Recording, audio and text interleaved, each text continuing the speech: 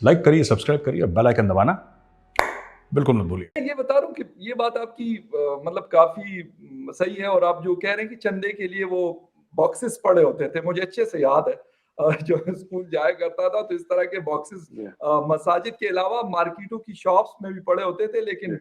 फिर एक टाइम आया कि इसको पूरी तरह हटाया गया और बड़े ऑपरेशंस हुए और हमारे मर्दान में जगह-जगह ये पड़ा होता था कश्मीर जिहाद उस पे लिखा होता था, मुझे अच्छे से याद है। मतलब 8, 9, 10 तक मैं जब पढ़ रहा था तो ये सारी चीज़ें थी, लेकिन अब वो चीज़ नहीं है, अब क्योंकि लोग देते भी नहीं है इस तरह। इवन वो कुर्बानी की कालें बड़ी मशहूर हुआ करती थी, जी, बड़ी जी, जी, ईद पे बिल्कुल जब जी। दी जाती थी, तो अब वो भी लोग कहते हैं कि यार हमने इस तरह नहीं देनी। ठीक है, एक तो ये चीज़ हो गई। सर दूसरी चीज़ मतलब अगर हम बात करते हैं, अफ़गानिस्तान एक इस वक़्त बड़ा क्रिटिकल इश्यू है और फिर लगता मुझे ऐसे है कि पाकिस्तान के गले में एक दफ़ा फिर फँस चुका है। तो अभी कोई बात नहीं हुई। मियां शहबाज शरीफ साहब ने तो चले अपने तौर पे जो बात की है कि उन्होंने कहा कि सैलाब के ऊपर हमारी मदद की जाए, हमें मदद की ज़रूरत है और अफ़गानिस्तान का कुछ किया जाए। लेकिन मोदी जी ने कोई बात नहीं की, क्या वजह है इसकी?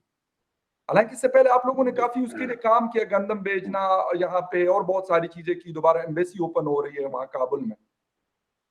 नहीं देखिए बात हमने पहले भी नहीं करी थी अफ़गानिस्तान को लेके। राइट, देखिए 2 चीज़ें हैं, मैं आपको जी, बोलता हूँ। राइट। हम इसको हिंदी में कहते हैं कथनी और करनी, जिसको कहते हैं आप लोग कॉल ऑफ फेल। अब हुँ, मैं आपको बताता हूँ क्या है। जी, जी। इंडिया ने पहले भी नहीं बोला। ये पाकिस्तानी मीडिया में काफ़ी डिस्कस हुआ कि मोदी जी ने अफ़गानिस्तान के बारे में कुछ नहीं मोदी जी ने अफ़गानिस्तान के बारे में कब बोला? और उसके पहले मनमोहन सिंह साहब थे, उन्होंने जी, कब बोला? बोलने से राइट। नहीं देखिए 2 चीज़ें हैं। फिर मेरे पाकिस्तानी भाई-बहन जो देख रहे हैं माफ़ करें मुझे। लेकिन फ़खर साहब बात ये है कि पाकिस्तान ने बोला हर महाज़ पे, हर प्लेटफ़ॉर्म पे बोला, लेकिन करा कुछ नहीं। इंडिया ने हुँ, बोला नहीं, इंडिया ने करा। आप देखिए, आज की तारीख में भी हमारे मिशन की जो स्ट्रेंथ है वहाँ पे वो बढ़ चुकी है। हुँ, आज की तारीख में भी जो अफ़गान भाई-बहन हैं, उनको जितना हमसे हो स जितनी हमारी हैसियत है, ठीक है? We are not a rich country like China और अमेरिका, हम उतना पैसा है नहीं हमारे पास।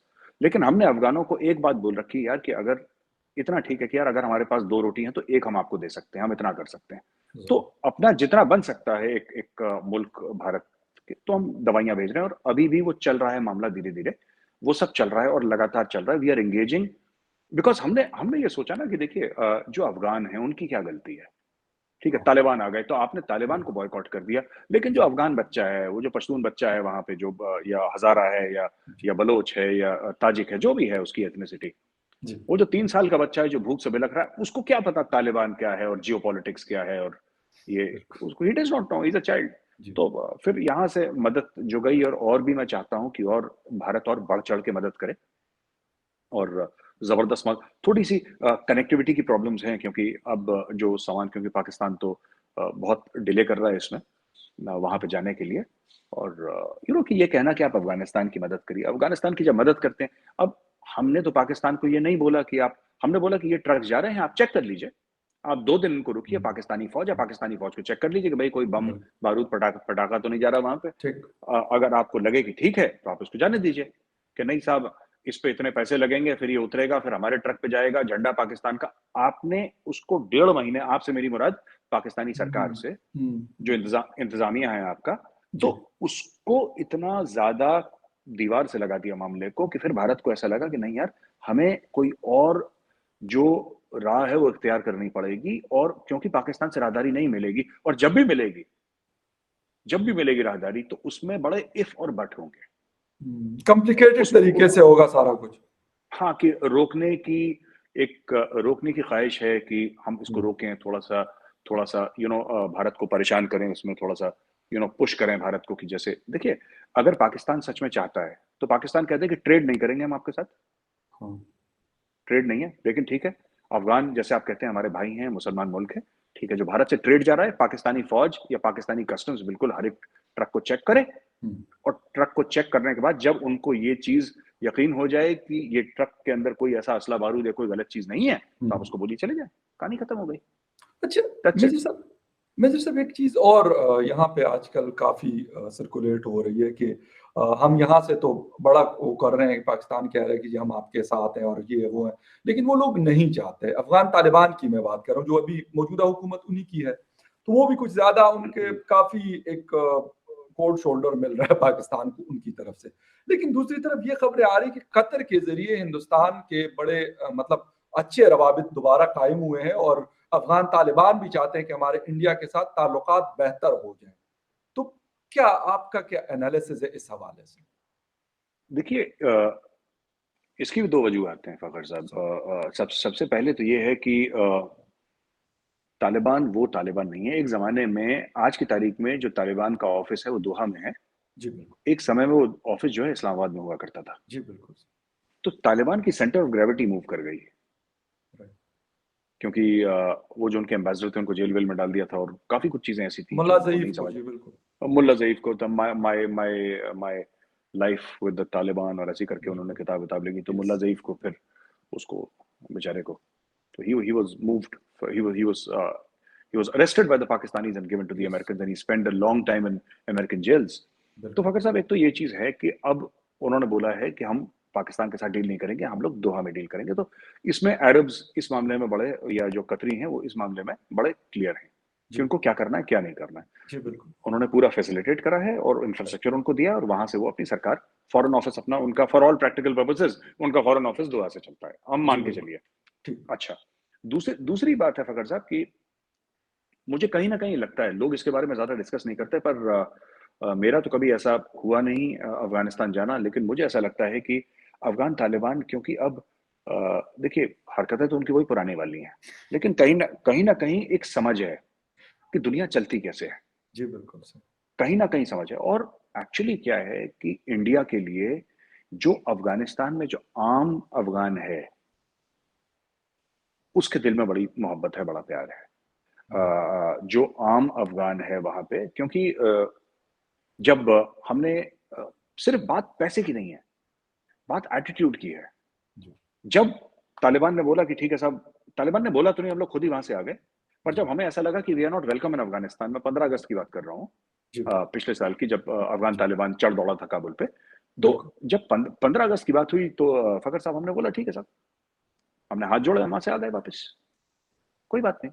अब क्योंकि देखिए, हमने किसके लिए, वो जो हमने सड़कें बनाई थी, हम्म।